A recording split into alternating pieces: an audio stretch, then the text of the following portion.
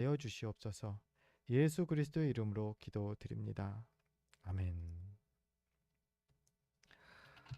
예수님께서는 성경에 보면 여러 차례 예루살렘을 가십니다. 그런데 유난히 오늘 본문이죠. 이게 마지막 예루살렘을 방문하시는 그 장면인데요. 이 마지막 방문은 좀 독특합니다. 굳이 성 앞까지 와서 갑자기 새끼 나귀를 타시는 것도 그렇고요.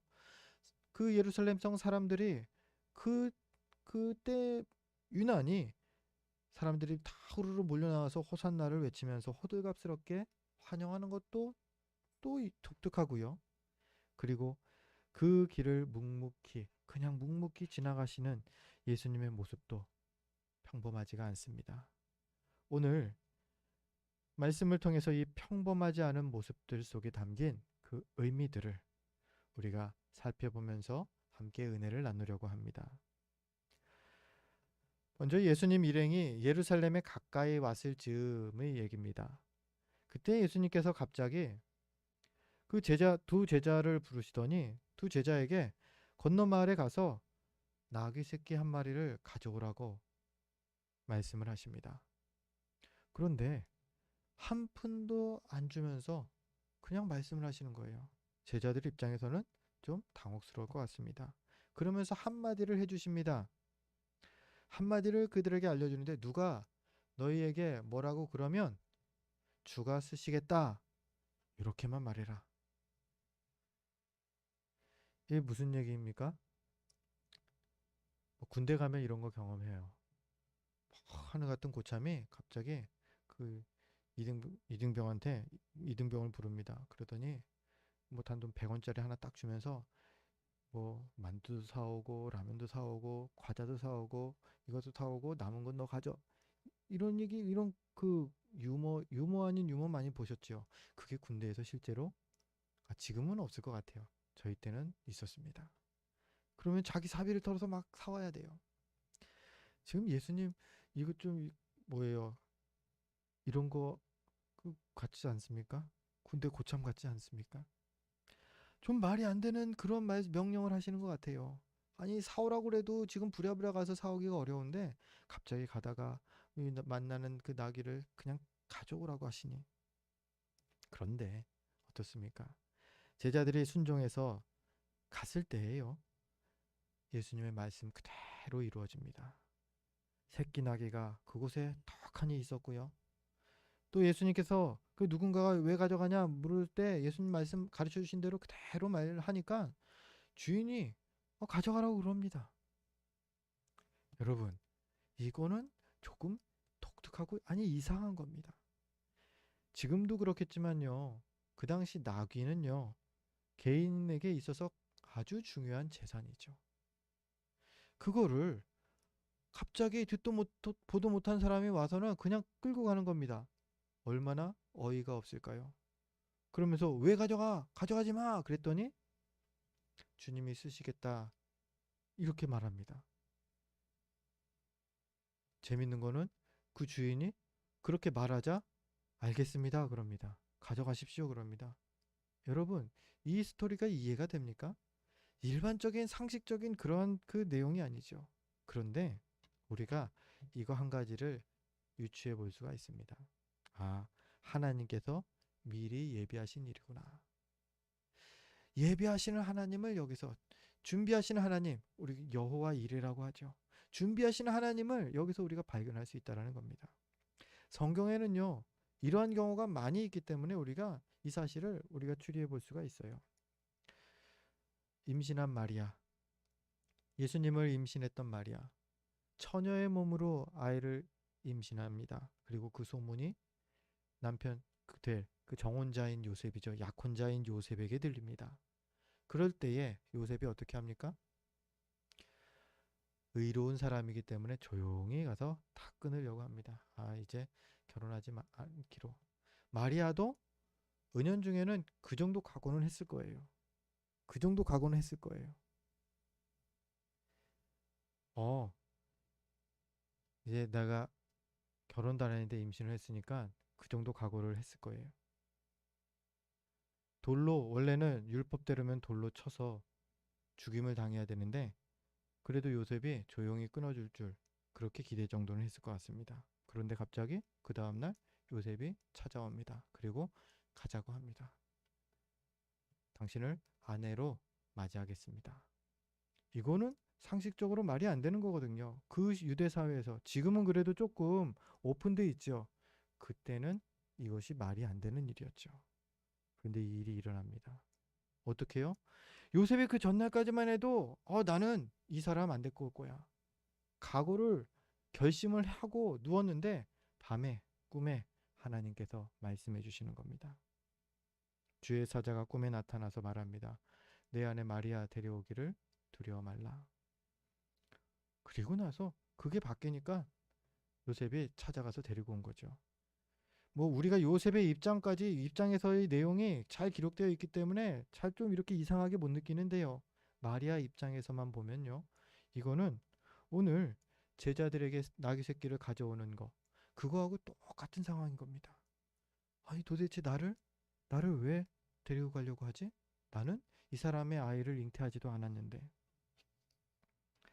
바로 하나님께서 하셨음을, 이 모든 과정 가운데 하나님께서 일하셨음을 성경은 우리에게 말하죠.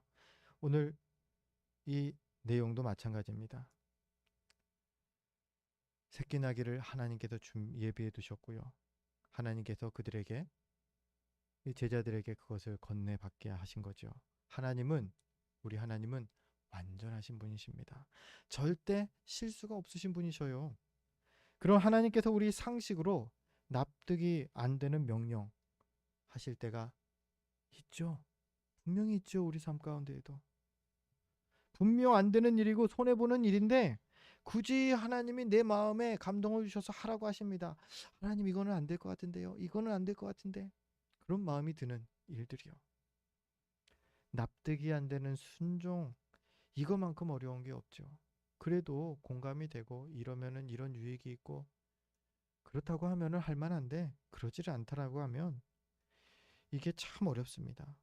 그래도 이 납득이 안 되는 순종 가능합니다. 그 방법은요.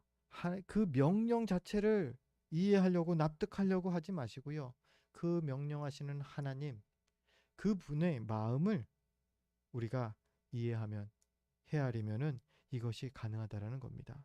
하나님의 마음에 대해서 예레미야서 29장 11절이 우리에게 잘 설명해 주고 계십니다. 우리 주보를 참고하셔서 예레미야서 29장 11절 말씀 같이 읽어보려고 합니다. 우리 하나님의 마음입니다. 함께 읽습니다. 여호와의 말씀이니라. 너희를 향한 나의 생각은 내가 아나니 평안이요 재앙이 아니니라. 너희에게 미래와 희망을 주는 것이니라. 아멘. 하나님의 마음이, 우리를 향한 마음이 어떻다고요? 우리를 멸망으로, 심판으로, 그렇게 우리를 악한 길로 인도하려는 의도가 하나도 없으십니다. 미래와 희망, 이게 우리를 향한 아버지 하나님의 마음인 것입니다. 이런 마음이시기 때문에 주님이 우리에게 하시는 명령들은요, 무조건 내게 유익인 것입니다. 또 시기적절한 도우심으로 반드시 하나님께서 승리하게 하신다라는 그러한 그 원리가, 공식이 있는 명령이라는 겁니다. 이런 신실하신 하나님을 우리가 믿음으로 고백할 때에, 그때 우리는 온전한 순종을 하나님께 드릴 수가 있게 되는 거죠. 말하기는 이런 주님의 마음을 먼저 깨닫는 은혜가 저와 여러분 가운데 있으시기를 바랍니다. 예루살렘 성 입구에 많은 사람들이 모여 있었습니다. 엄청난 능력을 일으키셨고 어쩌면 위대한 왕이 되실지도 모르는 바로 예수님을 맞이하기 위해서였죠. 그때 예수님의 일행이 등장합니다. 그리고 예수님은 새끼 나귀를 타고 오십니다. 사람들은 환영의 의미로 자기 옷을 길에 깔기도 하고요. 또 종려나무 가지를 깔든지 혹은 그것을 흔들면서 예수님을 맞이합니다. 그리고 앞서며 뒤따라가며 호산나 호산나를 외치며 예수님의 입성을 환영합니다. 여러분, 호산나가 무슨 뜻인가요? 호산나는 이제 구원하소서라는 의미를 담은 그 단어입니다. 히브리어에서 유래가 됐고요. 호산나라는 단어는 뭐 그리스어, 라틴어, 아람어 이 공용적으로 이 호산나라는 단어를 다 씁니다. 그런데 사람들은 이 호산나라고 외치는 이 사람들은 이 하나님의 뜻과는 의도와는 다른 의도로 이 호산나를 지금 외치고 있는 것이죠. 당시 이스라엘은 로마의 속국이었습니다. 그래서 사람들은 예수님께서 자신들을 로마로부터 독립시켜 주는 것을 기대하면서 호산나를 외치죠. 이제 구원하소서. 어디로부터요? 이제 로마로부터 구원하소서. 이제 우리가 독립하게 하소서. 그 의미를 담은 호산나였던 거죠. 그런데 하나님의 계획은 그렇지 않았습니다. 그래서 예수님께서는 그들이 소원했던 구원을 이루시지를 않으십니다. 이스라엘을 독립국가로 세우시고 뭐 이렇게 하지 않으시죠. 그러고 나니까 어떤 일이 벌어졌습니까? 일주일도 안 돼서 호산나를 외치던 사람들의 그 입에서 오히려 예수님을 향한 저주의 말들이 나온 것입니다. 십자가에 못 박아라. 너가 하나님의 아들이면 거기서 내려와라. 그것이 바로 이 호산나를 외치던 이들의 입에서 나오는 말이었다는 겁니다. 왜 그들은 이렇게 변했을까요? 왜 짧은 순간에 바뀌었을까요? 바로 예수님께서 자기들 기대를 채워주지 않으셨기 때문이죠. 그런데 사실 예수님께서는 3년 공생의 기간 동안 한 번도 이스라엘의 군사 독립에 대해서 약속하신 적이 없으시다라는 겁니다. 또는 아예 언급조차도 하신 적이 없어요. 그냥 이거는 그 사람들끼리 자기들끼리 마음대로 상상하고 또 마음대로 기대했던 것이죠. 그렇긴 해도 호산나는요, 죄로부터 온 인류를 구원하신 예수님께 올려드리기에 참 적절한 구호다 생각합니다. 그 대적이 로마가 아니라 죄로부터라는 게 다를 뿐이죠. 그래서 우리도 호산나를 힘써 외쳐야 합니다. 우리들의 호산나는 무슨 뜻이죠? 이스라엘 사람들의 호산나는 우리를 로마에서 구원하소서였지만요, 우리의 호산나는 이제 죄에서 구원하소서, 나를 죄에서 구원하소서, 죄로부터의 구원을 간구하는 호산나인 것입니다. 성경은 우리가 십자가로 구원받았다고 표현합니다. 즉 예수 그리스도의 십자가 보혈로 우리는 죄 씻음을 받게 된 것입니다. 그런데요, 동시에 성경에는 이런 표현도 있습니다. 아직 구원을 이루어가야 한다 라고도 성경은 말합니다. 너희 구원을 두렵고 떨림으로 이루라. 이런 표현도 있다라는 겁니다. 진행형이라는 거예요. 즉 완전한 구원은요, 주님께서 다시 오실 때에 완성이 되는 것이죠. 그때까지 우리는 날마다 삶 속에서 죄의 유혹과 계속 싸워야 합니다. 지난 한 주도 어떠셨어요? 많이 싸우셨죠? 내 안에서 나와 함께 나와 싸우셨죠? 죄의 유혹에 저만 그런 거 아니죠? 저는 진짜 많이 싸웠어요. 이것도 안 하면 좋겠는데 나는 하나님 왜 이렇게 연약하죠? 맨날 눈 감고 기도하면 시작하는 게 주님, 연약한 죄인을 용서하옵소서. 이 기도가 제일 먼저 나오더라고요. 우리는 다 어쩔 수 없습니다. 아무리 의롭게 살려고 해도요, 우리는 죄의 유혹 가운데에 흔들리고 또 이길 때도 있지만 넘어질 수밖에 없는 존재죠. 그래서 우리가 호산나를 외쳐야 한다는 겁니다.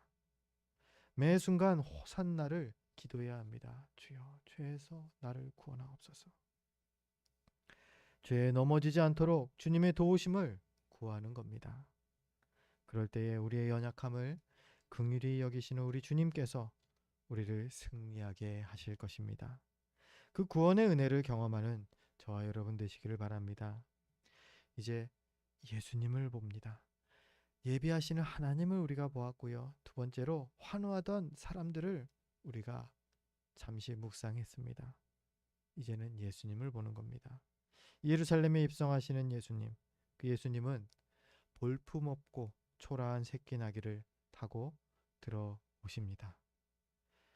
이왕이면 좀 근사한 말이었으면 좋겠는데 굳이 초라한 말을 타십니다.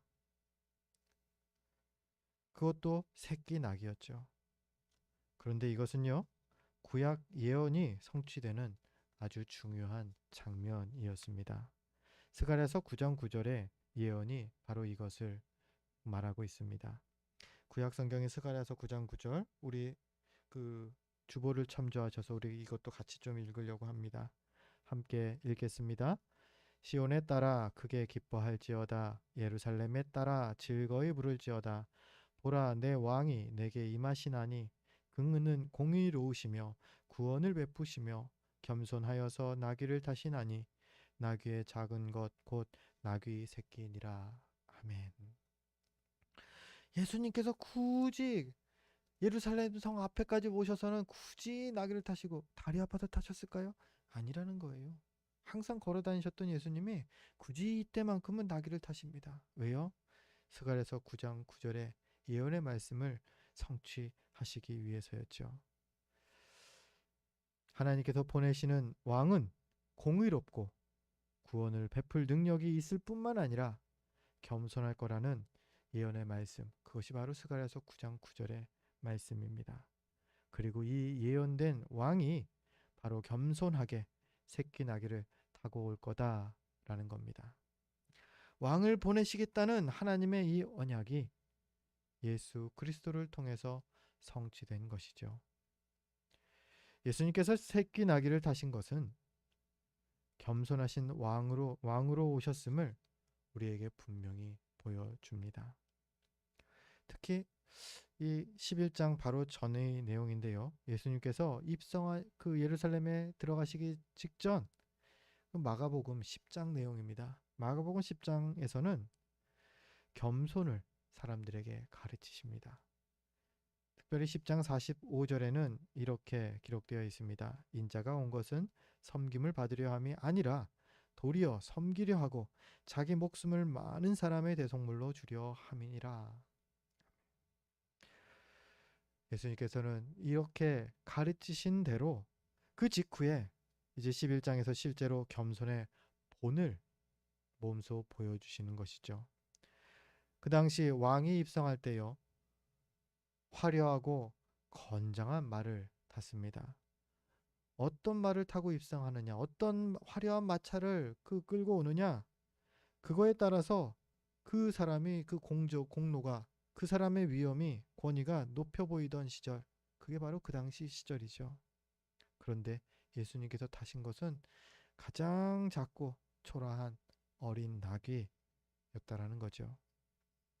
이건 예수님께서 가르치신 대로 스스로 낮아지시겠다라는 그러한 모습을 직접 삶으로 보여주시는 그러한 본이 되는 것이죠.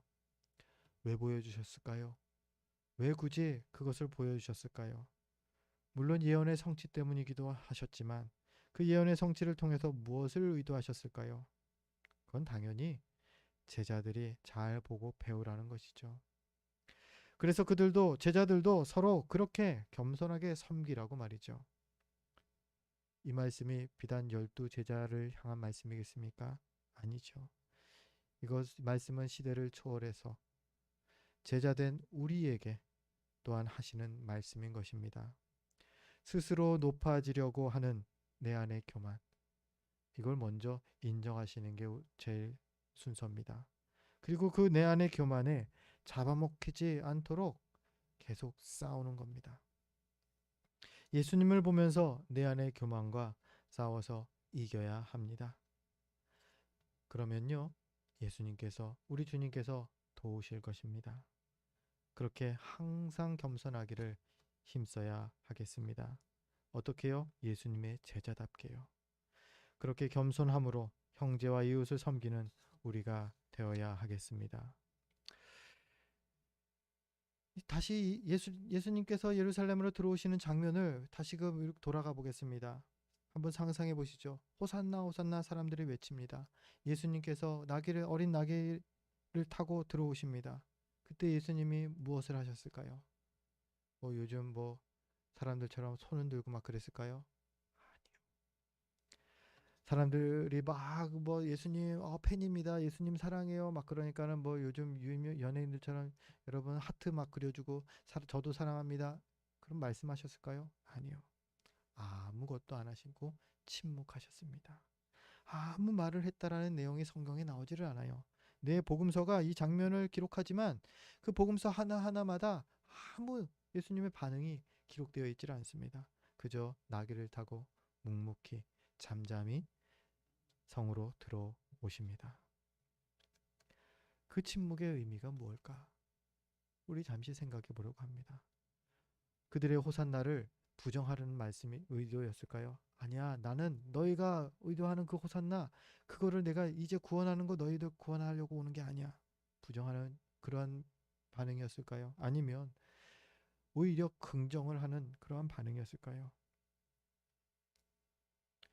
예수님께서는 십자가에 달리시기 전에도 이 중간 그 사이에 또 한번 이러한 침묵을 하시는 장면이 나옵니다. 그것을 보면서 이 침묵의 의미를 우리가 좀 생각해 볼 수가 있겠습니다. 바로 빌라도 앞에서 재판을 받을 때 예수님께서 침묵하십니다. 너가 유대인의 왕이냐? 그래, 내가 유대인의 왕이다. 말합니다. 그리고 나서부터는 너가 너를 좀 변론해 봐라. 너가 왜 이렇게 하는지, 저들이 말하는 게 너가 성전을 사흘 만에 짓는다고 하는데 그게 맞냐? 유대인의 왕임을 증명하신 그 대답하신 이후로는 침묵하십니다. 아무 대답도 안 하십니다. 그러다가 결국은 예수님께서는 십자가에 못 박혀 죽으시죠. 성경은 그때 예수님의 침묵이 그 의도가 하나님의 일을 이루기 위한 것이었다 설명합니다. 자신을 드러내지 않고 하나님의 일만 나타내고자 하셨던 것입니다. 여러분 어떻습니까? 우리도 그렇죠. 억울할 때 가만히 있기 정말 힘들죠. 우라병이 터집니다. 속으로. 어딘가 이걸 해소를 해야죠. 억울할 때 침묵하는 것은 힘듭니다. 너무 답답하고 너무 어렵습니다. 예수님께서는 지금 이걸 하시는 겁니다. 왜요? 하나님의 일을 이루기 위해서. 왜요? 우리를 사랑하시기 때문에.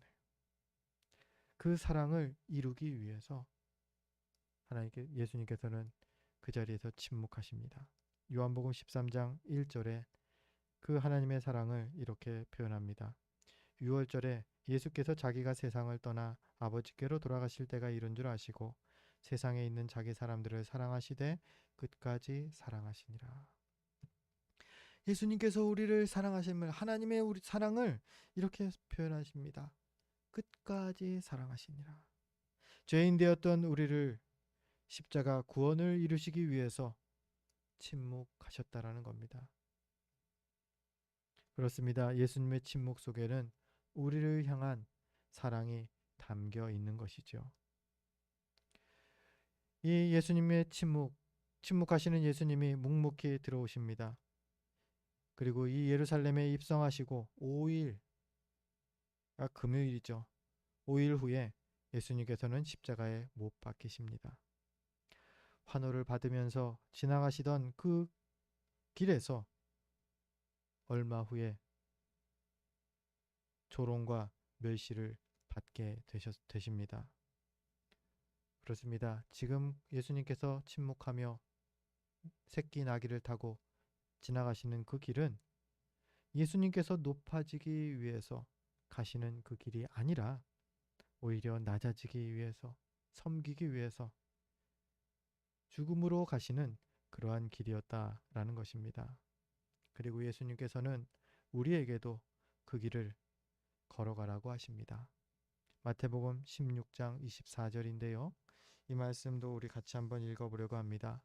마태복음 16장 24절 위문을 주보를 참고해서 함께 읽습니다. 아무든지 나를 따라오려거든 자기를 부인하고 자기 십자가를 지고 나를 쫓을 것이니라. 아멘.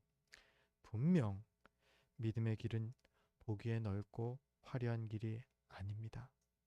오히려 좁고 험한 길로 보일 것입니다. 그렇지만 그 길은 그 끝에 영원한 생명이 있는 생명의 길입니다. 그 길은 예수님께서 이미 걸어가신 길이고요.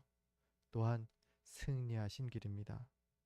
이 생명의 길이요 승리의 길을 지금 우리도 걸어가고 있는 것이죠. 이제 내일부터 이제 고난주간 특별 새벽 기도회로 모입니다. 아니, 오늘 이미 고난주간은 시작되었습니다. 항상 그래야겠지만요. 특별히 이번 주 겸손의 왕으로 오신 예수 그리스도를 본받아서 겸손히 이웃을 섬기는 저와 여러분이 되어야 하겠습니다. 그리고 십자가에 담긴 주님의 사랑을 더 깊이 묵상하는 한 주가 되기를 소원합니다. 그렇게 주님 가신 길을 끝까지 순종하며 걸어가는 저와 여러분 되시기를 주의 이름으로 축원드립니다. 기도하겠습니다.